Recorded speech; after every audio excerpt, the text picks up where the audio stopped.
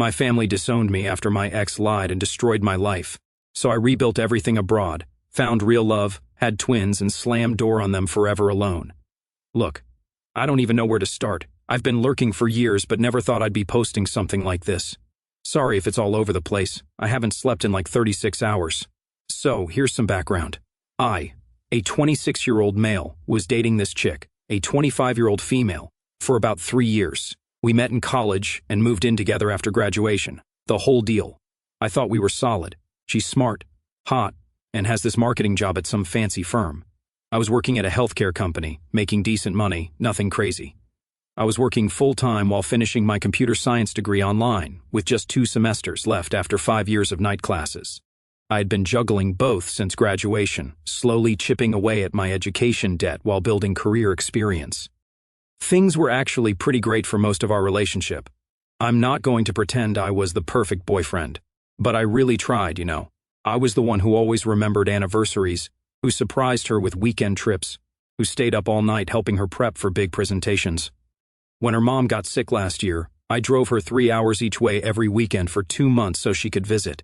When she mentioned wanting to try CrossFit, ironically, I paid for a 6-month membership as her birthday present, even though it meant eating ramen for lunch so we could still make rent. I even sat through every episode of The Bachelor with her, and trust me, that's true love right there. I thought we were on the same page about everything. Marriage eventually, maybe kids in a few years, saving for a house.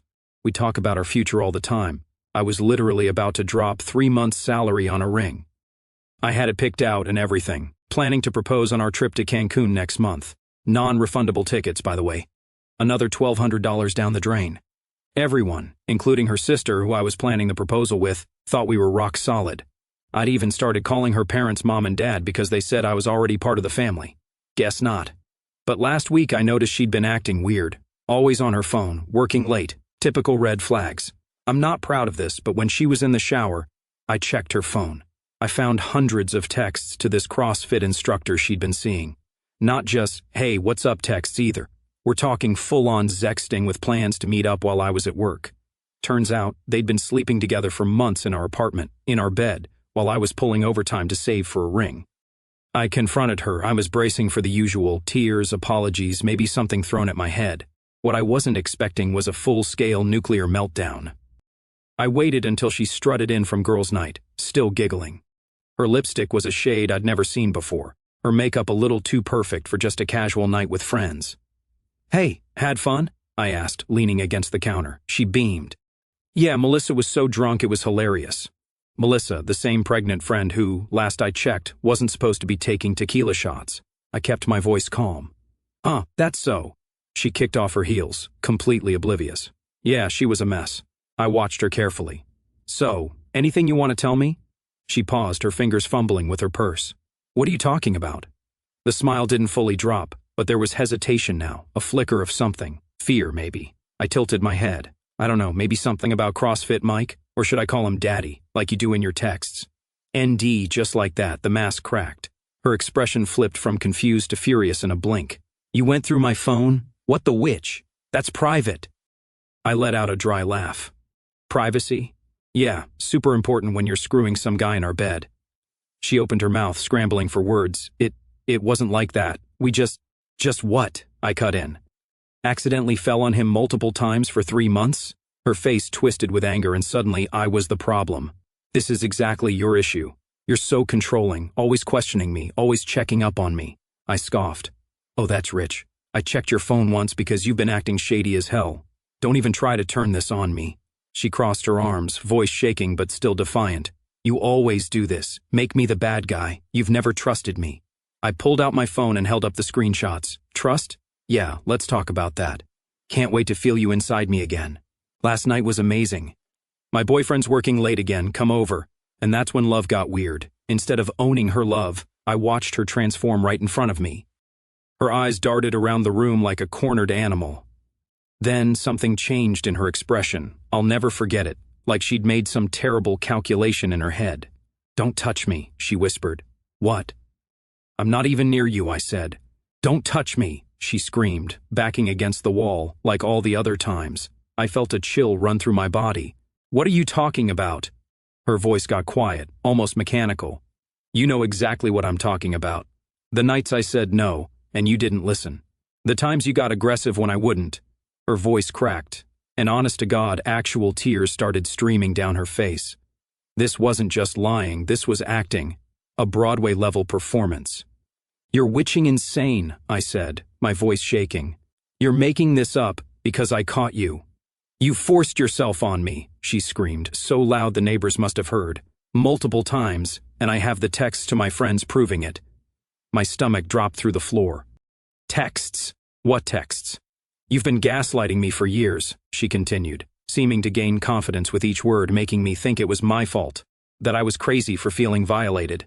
I stood frozen, my brain unable to process what was happening. This woman I'd loved for 3 years was fabricating the worst possible story about me, and she was convincing. Later, I'd learn the whole truth. She had more to lose than I realized. Her ultra-religious parents would have disowned her for cheating. She was up for a partnership, track at her accounting firm, where she'd cultivated this perfect good girl image, and the dude she was banging, her boss's a-hole nephew. So rather than admit to being a cheating piece of garbage, she decided to destroy my life instead. Classic. The cops showed up at my apartment at 6:03 a.m. the next day. I know because I was staring at my alarm clock when the pounding started. I'd been awake all night, sick with anxiety, jumping at every sound in the hallway. Police! Open up! I stumbled to the door in my boxers and a ratty t-shirt, heart hammering against my ribs. The moment I turned the lock, the door exploded inward, nearly breaking my nose. 3 cops rushed in, weapons drawn. On the ground! Get on the witching ground now! I dropped immediately. A knee drove into my back, forcing the air from my lungs. Cold metal handcuffs bit into my wrists, ratcheted so tight they cut off circulation. They dragged me into the hallway like that, disoriented, bleeding from my nose. My elderly neighbor, Mrs. Peterson, stood in her doorway in a bathrobe, hand over her mouth, the look in her eyes pure disgust, like I was something diseased. Please, I gasped, this is a mistake. The taller officer accidentally slammed my head into the doorframe of the squad car. Stars exploded behind my eyes. Whoops, he said flatly, then leaned in close to my ear. We got another one, boys. These college punks think they can get away with anything. As the car pulled away, I caught a glimpse of my building through swelling eyes.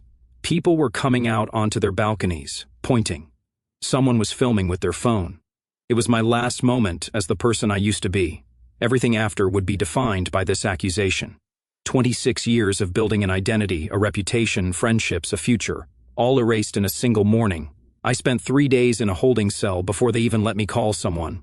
The other guys in there found out what I was accused of, thanks to a loudmouth cop, so that was fun. Nothing like getting the love kicked out of you while everyone looks the other way.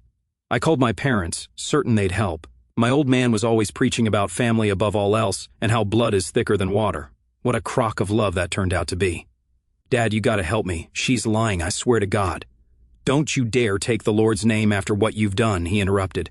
Your mother is in tears. 25 years we raised you and this is how you repay us? But Dad, I didn't. Save it for the judge. Don't call this number again. You're not my son. And he hung up. I sat there staring at the phone like an a-hole. Did my own father just hang up on me? The same guy who bailed my sister out after her 3rd DUI? The same parents who forgave my brother for stealing from Grandma's retirement fund? But me, guilty until proven innocent. No, scratch that, guilty even after proven innocent. It didn't matter that I had no record, that I'd never been in trouble a day in my life. All it took was one lie from her, and suddenly I was public enemy number 1. The cops did their due diligence, interviewed her friends, combed through her phone, searched for any shred of evidence that could back up her claims. Guess what? They found nothing because there was nothing to find. One of the detectives even pulled me aside in private, voice low, almost apologetic.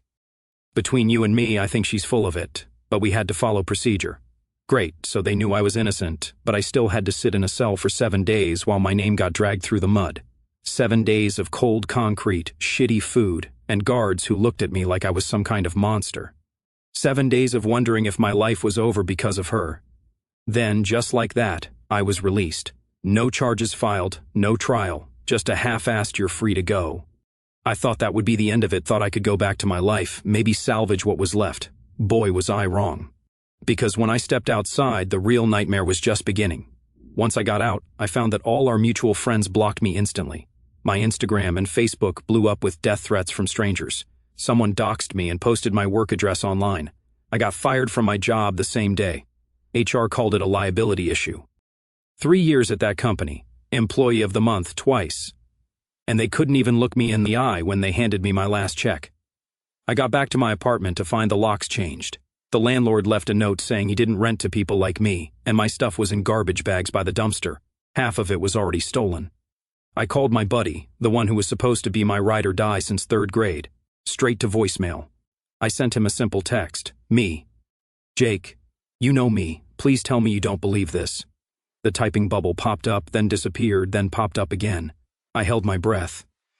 Jake, look man, I don't know what to believe, but I can't be associated with this. I have a wife and a daughter. I can't risk it. Me? You think I'm a danger to your kid? No response, just blocked. Like 3 years of friendship never existed. I called a former coworker, someone I considered a friend. The second she picked up, she just sighed. You need to stop contacting people. No one wants to be part of this. Then she hung up. I texted my cousin who lived nearby. Read receipt, no response. It was like I had social leprosy. Nobody wanted to get within 10 feet of me.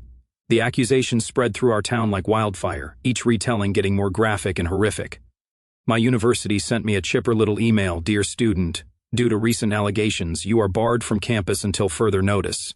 Please do not attempt to enter university grounds or attend in-person classes. Assignments may be submitted electronically. Failure to comply will result in involvement of law enforcement. Have a nice day. Office of Student Affairs. Have a nice day. Seriously? Even the grocery store clerk who'd always flirted with me now flinched when I walked in. The barista at my regular coffee shop accidentally spilled my drink 3 times before I got the message. Also, my dentist's office mysteriously had no openings for the next 6 months. I was dead to everyone. Only nobody had the decency to actually kill me. The only person who didn't completely bail was my roommate from freshman year. Let's just call him the only decent human being in that a-hole town. You can crash on my couch for a week, he said. My parents don't know, and they can't find out. A week turned into 2. I was burning through what little savings I had, applying for jobs nobody would give me.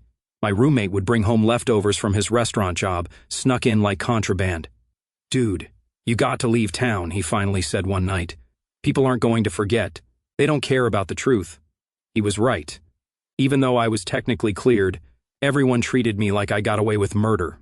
I overheard some guys at the gas station, yeah, that's him, the rapist who got off on a technicality. Got home to find my car keyed with the word R-us across the hood. Real subtle. The next day, my roommate drove me to a bus station 2 towns over, slipped me $600, his entire paycheck. Don't tell me where you're going, he said. Seriously, don't contact me for a while. They're watching your socials. Just disappear, man. We did this awkward half hug, and then he was gone. I stood there with a duffel bag containing everything I owned in the world, which wasn't much. I bought a ticket to the farthest city the bus would take me, ended up in this shitty industrial town, working the night shift at a meat processing plant. The kind of job where they don't ask questions as long as you can lift 50 pounds repeatedly without dying. My apartment had more roaches than square footage. I slept on an air mattress that slowly deflated throughout the night, waking up basically on concrete every morning. Showered with a garden hose rigged to the bathroom sink because the actual shower was full of black mold. I told myself I could handle it. The poverty, the shitty job, the isolation. It all sucked, but I could survive. I'd claw my way back up. But at that point, I'd never realized how much of my identity was tied to other people until every single connection was severed. I developed this constant gnawing anxiety any time I had to interact with strangers. Would they recognize me? Had they seen those social media posts? The character assassination had been so thorough that I'd catch myself wondering if maybe I was the monster they all claimed. Maybe I'd blacked out, done something horrible and couldn't remember. The gaslighting worked its way into my brain until I started doubting my own memories. I lost 30 pounds that first month, couldn't sleep for more than an hour without jolting awake from nightmares. Started pulling out my own hair when stressed, developed a bald spot I had to hide. I tried therapy once, but when the therapist Googled me during our session, I saw her do it. Her entire demeanor changed. She referred me to someone else who mysteriously never had openings. Even strangers could sense something was wrong with me. I developed this hunched posture, avoiding eye contact, flinching at sudden movements. I looked guilty, even though I wasn't, all because of a fault I didn't do. The hardest part wasn't the poverty or the shitty job or even the isolation. It was not being able to be me anymore. So, I changed everything. My hair, my clothes, even the way I walked. I grew a beard, started telling people my name was something else entirely. Every morning I'd practice introducing myself with my new name in the mirror, try and make it sound natural. Hi, I'm not the name my parents gave me, not the person I used to be. I became paranoid about social media, deleted every account, changed my email, my phone number, lived like a fugitive even though I hadn't done anything wrong. The nightmares were the worst. I'd dream I was back in that cell, but this time they were convicting me. Or I'd dream I was at a party, and everyone was whispering, pointing. Sometimes, I dreamed my ex was there laughing one night. I got so low I stood on the roof of my building, for an hour, just looking down at the pavement. What stopped me wasn't some epiphany about life being precious. It was spite, pure, burning spite. I wasn't going to let her win. I wasn't going to let my parents be right about me being worthless. The next day, I applied to a culinary program in another state. Why cooking? Because it was the opposite of my old life plan. Because nobody from my past would think to look for me in a kitchen. Because I needed to create something instead of just surviving. It meant more student loans on top of the ones I already couldn't pay. It meant working 2 jobs, prep cook by day, dishwasher by night, while taking classes. I was getting maybe 4 hours of sleep a night, surviving on energy drinks and pure stubbornness. But for the first time in months, I had a purpose beyond just existing. Culinary school was brutal. 12-hour days on your feet, instructors who made Gordon Ramsay look like a teddy bear, and classmates half my age who'd never experienced anything worse than their parents taking away their BMW. But I witching loved it. When you're focused on not cutting your finger off while speed chopping onions, there's no room in your brain for self-pity. I kept to myself mostly. No dating, no parties, minimal small talk. Just work, study, sleep, repeat. My apartment was slightly better than the Roach Motel. This one only had silverfish and the occasional mouse. After graduation, I landed a job at this upscale restaurant. Nothing fancy, just prep work, and sometimes handling the grill when the main chef needed a smoke break. But it was a foot in the door. The head chef noticed I was always first to arrive, last to leave. "You cooking to live or living to cook?" he asked one night. "Cooking to live," I answered honestly. He nodded, like that was the right answer. "Good. The ones who say they live to cook are usually the first to burn out. You got something to prove?" "Something like that. Well, prove it by making this hollandaise sauce not taste like yellow snot." A few months later, he promoted me to sous chef. The pay bump meant I could move to an apartment where the bathroom didn't double as the kitchen. I started sleeping better, cut back on the drinking. That's when I saw the ad, a prestigious hotel chain looking for chefs for their international locations, room and board included, a fresh start in a new country. I applied without expecting much. My resume was decent, but nothing special. But they needed someone willing to relocate immediately to Southeast Asia. And apparently, nobody else wanted to drop everything and move across the planet on 2 weeks' notice. Except me. I had nothing to drop and nowhere that felt like home anyway. 2 days later, I got a video interview. They seemed desperate. Tourism was booming post-COVID, and they couldn't staff up fast enough. My culinary school credentials looked better on paper than they were in reality, and I talked up my experience. Fake it till you make it, right? A week later, I was on a plane with everything I owned stuffed into 2 checked bags. 16 hours of flying later, I stumbled off the plane into humidity so thick it felt like breathing soup. Some dude holding a sign with my name on it, spelled wrong, drove me 2 hours to the resort in a van with no AC. I was so jet-lagged I barely registered anything until I woke up the next morning, drew back the curtains, and holy love, the international resort was like working on another planet. Palatial buildings, pristine beaches, guests spending more on a single meal than I made in a month.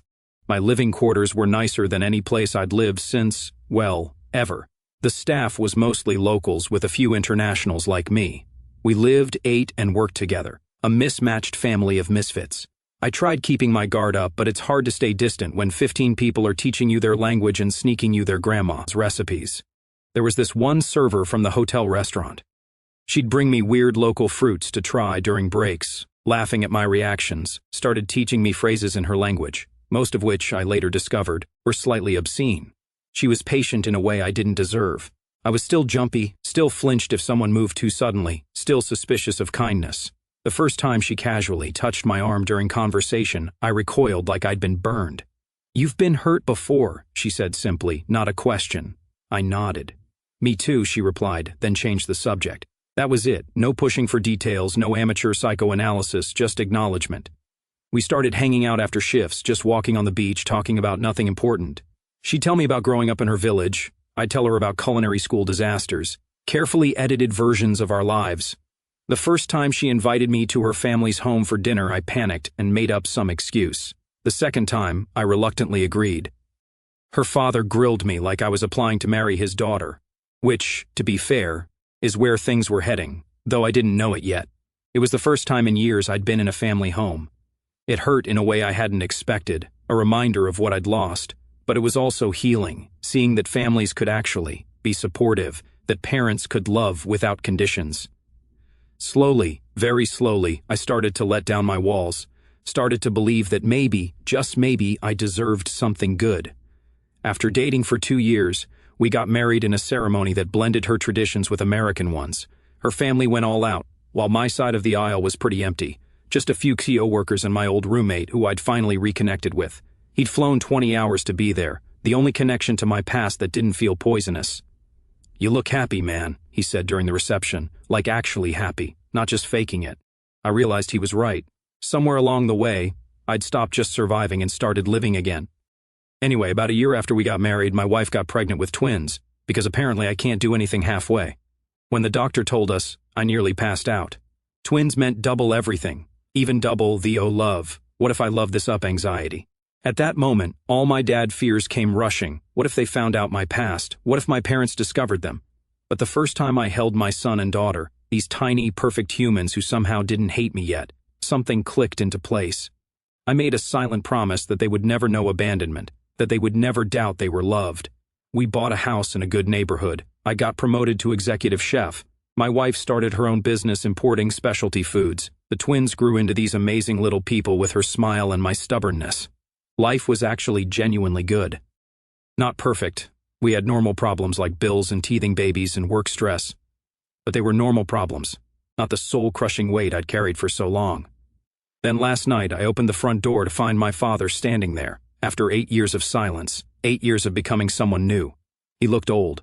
Gray hair, wrinkles, the slight stoop of someone carrying invisible weight. He tried to smile, started to speak. I slammed the door so hard the hinges rattled. Behind me, my son started crying, confused by my reaction.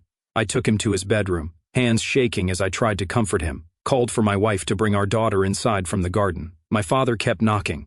I broke down completely, sobbing in a way I hadn't since those first horrible days after the accusation. My wife held me, then went to answer the door herself. I could hear her from the other room, not the words, just the fierce, protective tone. My defender when I couldn't defend myself. Eventually I told her to let him in. I needed to face this demon once and for all. He sat awkwardly on our couch, eyeing the family photos on the wall. I remained standing, arms crossed. "How did you find me?" I asked flatly. He sighed. "It's complicated. I hired a private investigator after I found out the truth." "What truth?" "About 6 months ago, your ex's phone broke, screen shattered completely. She brought it to the store where I work part-time since retiring, asked if we could recover the data before replacing it." I raised an eyebrow. "You still work at that cell phone repair place?" He nodded. "Just weekends." Anyway, I recognized her name on the work order. I shouldn't have done this, but I accessed her texts while transferring her data. "That's a federal crime, isn't it?" "Probably," he admitted, "but I saw a conversation with some guy named Mike. They were arguing about guilt." "Show me," I demanded. He pulled out his phone, scrolled through photos, handed it to me, screenshots of text messages. "Mike, I can't keep doing this. Every time I see your post about being a survivor, I feel sick." "Her, what do you want me to do? Admit I made it all up? Destroy my life now?" "Mike, you destroyed his life. He didn't do anything to you." "Her, it was years ago, he's probably fine." "Mike, love, his family disowned him. He lost everything." "Her, that's not my fault." "Mike, it is literally your fault." I scrolled through more screenshots, dozens of messages where she acknowledged lying, where this Mike person, presumably the guy she cheated with, was wrestling with guilt while she made excuses. "Why did you wait?" I asked. "These are from almost a year ago." I confronted her, he said, voice cracking. She denied it at first, then broke down, admitted everything. Said she'd panicked when you caught her cheating and it spiraled. "And it took you 8 years to find me? It wasn't easy. You changed your name, moved overseas. The PI cost me most of my retirement savings, and even then he only narrowed it down to this region. I've been going hotel to hotel for weeks." How'd you find this address? He looked down sheepishly. Facebook. Your old roommate posted about visiting you last year. Tagged the resort, not your exact location, but enough to start asking around. The pieces fit, but I wasn't ready to believe him yet. What happened to her after you confronted her? I told your mother. She contacted the police with the evidence, but they said it was too late to press charges. Your ex's parents found out, though, cut her off completely. I felt nothing at this news. No satisfaction, no vindication, just emptiness. Why now, I asked, after all this time? His eyes welled up. Because I was wrong. Because I failed you when you needed me most. Because I want to see my son again before I die. I said nothing. Your mother doesn't know I'm here, he said, but she misses you. We both do. 8 witching years. 8 years of silence when I needed them most. 8 years to find the truth. 8 years too late. As I sat there, looking at this pathetic old man, I realized something important. I didn't need their approval anymore. I didn't need their love or their acceptance or their forgiveness. I had built something beautiful from the ashes they left me in. I had a real family now, one based on choice and love and standing together when things get hard. You need to leave, I told him, and don't come back. He started to protest, but something in my eyes must have stopped him. He stood up, looking defeated. Can I at least see my grandchildren before I go? I laughed, not a happy sound. They're not your grandchildren. You don't get to abandon your child and then claim his children. That's not how this works. As he walked to the door, I felt a weight lifting. The ghost of my old life finally exorcised. My wife came downstairs after putting the twins to bed. Are you okay? I pulled her close. Yeah, I think I finally am. All I could think about was what my father told me before he left. He told me about what happened to my ex after her lies fell apart. Apparently, when he confronted her with the evidence, she panicked and confessed everything to mutual friends. Word spread fast. The accounting firm fired her for ethical concerns after clients started asking questions. The boss's nephew's wife divorced him and took him for everything. My ex's perfect reputation imploded. Turns out she'd been manipulating people for years, and once one lie cracked, the whole facade shattered. Last my father heard, her religious parents flipped out when they learned about the cheating and cut her off completely, kicked her out of the house. Her social media went dark after too many former friends called her out publicly.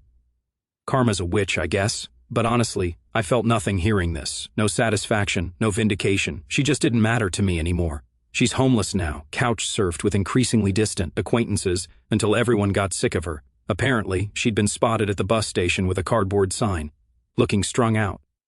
Part of me wondered if she ever thought about the symmetry, how she'd made me homeless years ago, and now she was experiencing the same fate. But even that felt hollow. Her suffering didn't undo mine. It didn't give me back those years some people say forgiveness sets you free. Maybe that's true for some, but for me, freedom came from building something so good that the past became irrelevant, from creating the family I deserved instead of chasing the one that threw me away. I am not what happened to me. I am what I choose to become. And I chose to become a man my children will never have reason to doubt.